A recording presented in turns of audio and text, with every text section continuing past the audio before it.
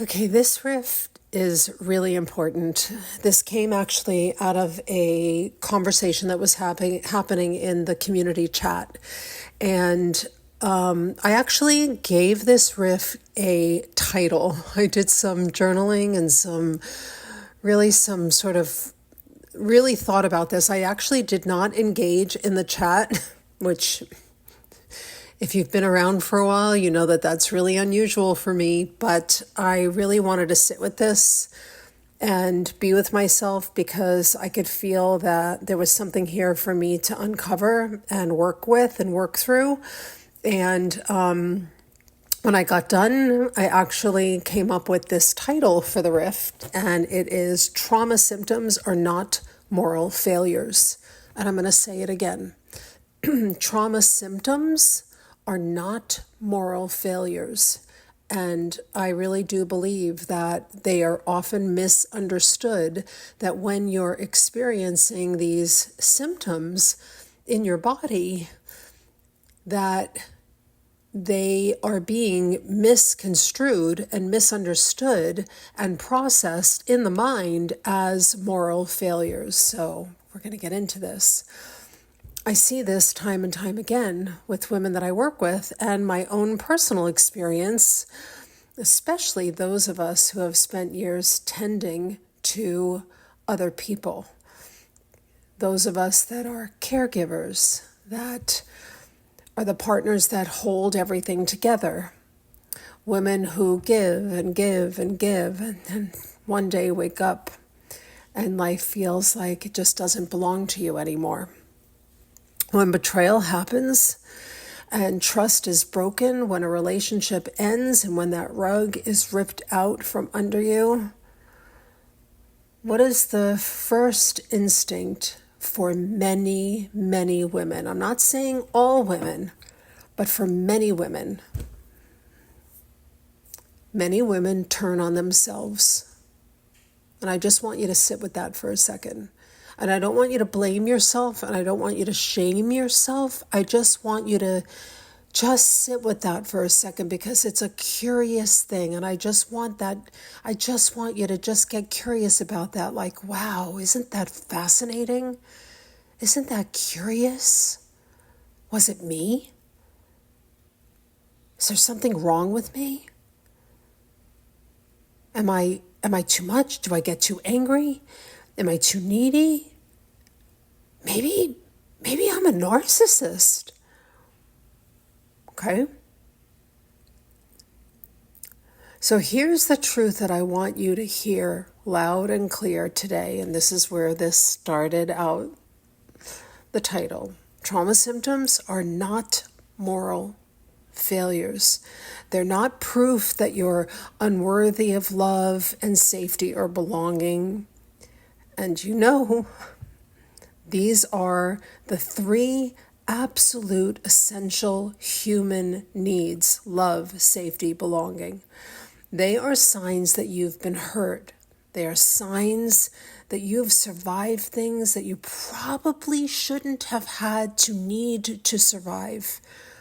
They're your body and your nervous system trying so hard to protect you and not betray you.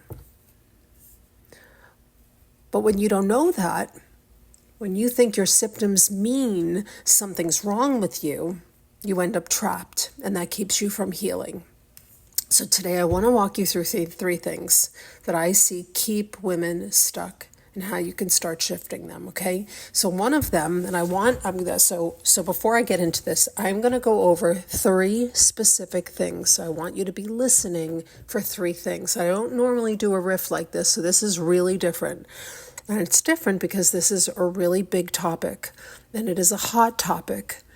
So I want you to listen for these three specific things. So the first one is black and white thinking. Black and white thinking is very common. And it's not just common for women, and it's not just common for women that have been betrayed, not just common for women that have trauma symptoms or have been through trauma. It's just common. But when betrayal happens or any big rupture, our nervous system goes into survival mode. And survival mode loves simple stories. He's the bad guy. I'm the good guy. This is right. This is wrong. Maybe I'm the bad guy. Maybe I'm the reason this all went to shit. But life is almost never that simple. Humans are so complex. Relationships are freaking messy. You can be both wounded and worthy. You can feel rage and still be a good person. And when you get trapped in black and white thinking, you block yourself from seeing the whole picture and from learning what you actually need to heal and grow.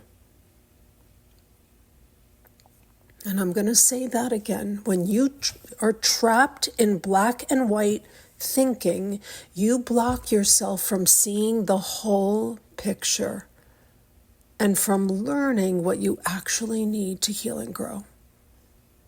So I want you to ask yourself, where am I trying to make this all someone's fault, theirs or mine, instead of allowing space for the fullness of the truth? Okay? Number 2, okay? Self-diagnosing is a trauma response in disguise. Now, I see this in multiple ways where we spend a lot of time diagnosing other people, but we also diagnose ourselves. I see this a lot. I've done it too. Trust me, I've done it too. We want certainty. We want answers. It makes us feel better. We want to slap a label on something, ourselves, them, life, the world, institutions, because then we can fix it and we can feel safe. Am I a narcissist? Is this ADHD? Is this codependency? What attachment style is this? Like, we need a title, we need a label. If we can label it, we feel better. And sometimes a diagnosis can absolutely be helpful. It doesn't, I'm not saying that having this framework and having an understanding doesn't help. Don't get me wrong here.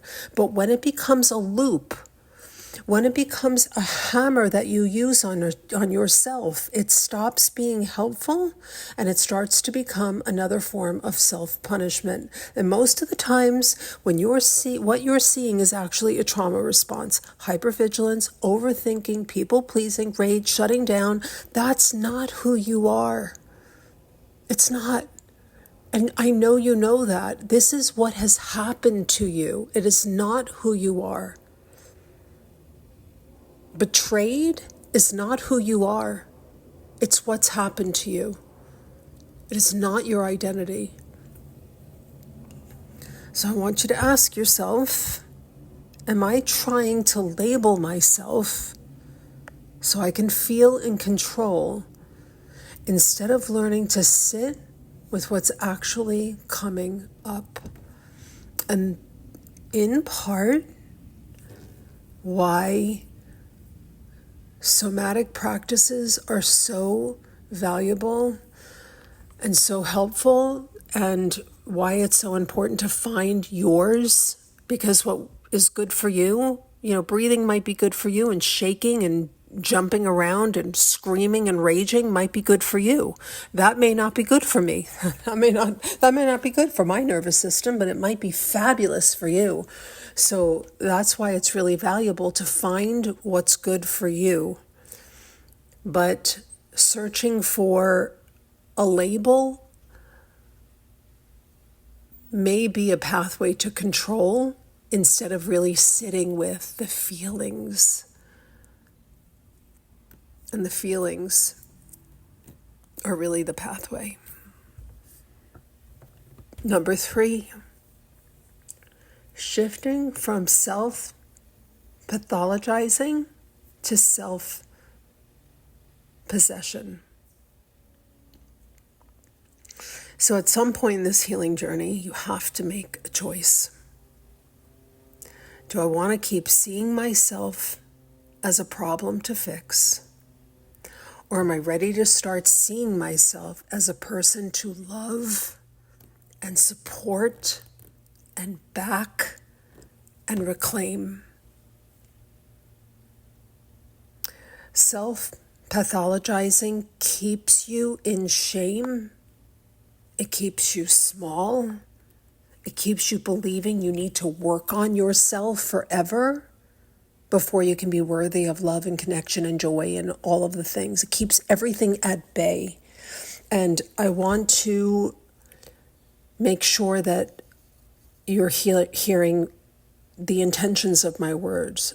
I am not suggesting. I love personal development. I love it. I love self work and really looking at self and growing self. I love calling myself to more. I love some of the mentors. I mean, I'm now working with a mentor that I was working with years and years ago. I have a mentor from back in the 90s that was incredible, that I'm probably going to do a workshop with. So, being with people that have a different perspective, that open your mind up to thinking and looking at things in new, fresh ways, that will call you to more, that will help you to stretch yourself and to grow yourself. Beautiful. We are here to grow. We are here to grow ourselves and to know ourselves more deeply, to have a remembrance of who we are truly and wholly and deeply and completely and all of this stuff. Very, very different than pathologizing ourselves and looking at ourselves as we are some broken problem that needs fixing and solving. Self-possession, now that's a different game. That's when you say, I'm not here to be perfect. I'm looking for wholeness. I'm looking for freedom. I'm looking for expression. I want to hear my voice, even if it quivers, even if I'm not even really sure about what I'm saying. I still want to hear it. I want to work it out. I want to be around people where I'm going to work it out. I want to get it out of I want to get it out. I want to work it out. Very different.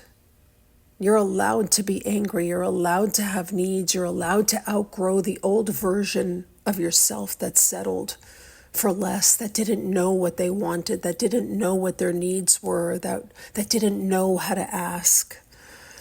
So here's the question for this section. Where am I trying to fix myself when what I really need is to come home to myself? To really step into the becoming of myself. So if any of this is resonating for you, I just want to know.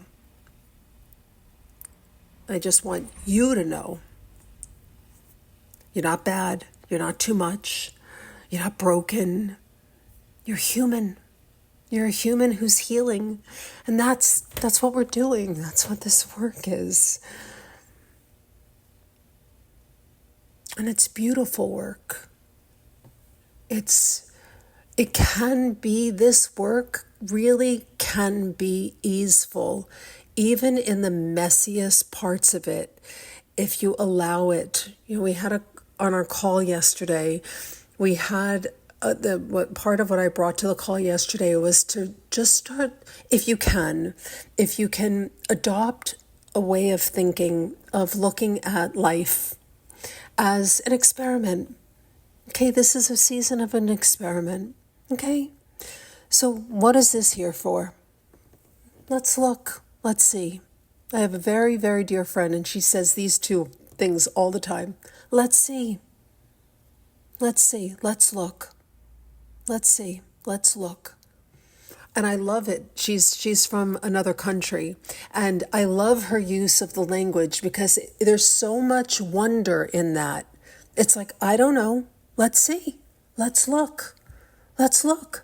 So sometimes when she's a wonderful, beautiful healer, and sometimes when she's across the globe, and I'll get a message from her, and she's like, I've been thinking about you. Tell me what's going on. And we'll message each other on WhatsApp. And we'll get on a call and we'll be talking about a topic. And that's what she said. Let's see. Let's look. Like, let's look at this. We're not talking about fixing it. We're not talking about solving it. We're just saying, let's look at it. Let's look at it. And it's such a different, gentler, easeful, beautiful inquiry. And shifting to this way of walking through healing, walking through our life, walking into our becoming, walking with our becoming is really beautiful. It really truly is, when we talk about feminine energy, masculine energy, energetics, the energetics of our life. To me, for me, it feels so much softer to look at it. Let's look at it. Let's look at it. So I share that with you because as you're listening to this, and I know, and I've heard from many of you that you listen to these multiple times, and I think it's fabulous. Not because it's me saying it, it's because it is a transmission of information, of love, of a perspective, of something here for you to just be with and see what comes up for you. Because maybe what comes up for you is something totally different than what comes up for me or what comes up for somebody else. And just let it come. Let it see. Just look. Let's see. Let's see. And be with it. Okay? Reach out if there's anything that you need. I'm always here. And I'll see you on the next call. I'm sending you so much love.